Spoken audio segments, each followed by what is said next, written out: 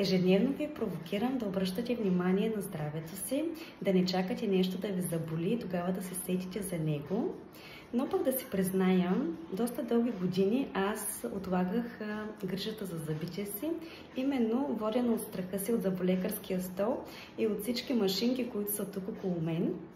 Това обаче се промени, след като открих този млад лекар, доктор Гайдаров, който е изключителен професионалист, за това няма да говоря, ясно е.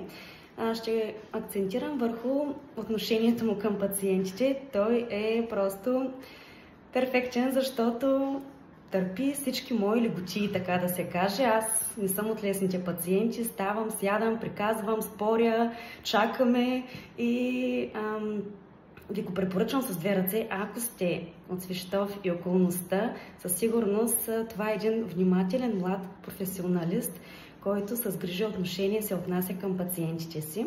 И като говорим за профилактика, ми се иска да го попитам какво си спестяваме, когато профилактично посещаваме зъболекаря си.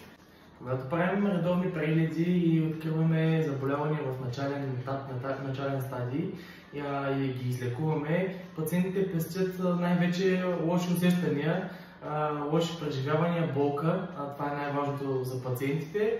След това време и финанси. А на какъв период е добре да посещаваме зъболекаря си профилактично? Профилактично е добре да се посещава стоматологичния кабинет поне 2 пъти годишно, но пак строго индивидуално всеки пациент според нуждите може да го посещава по-често, за да може да се избегнат всякакви усложнения.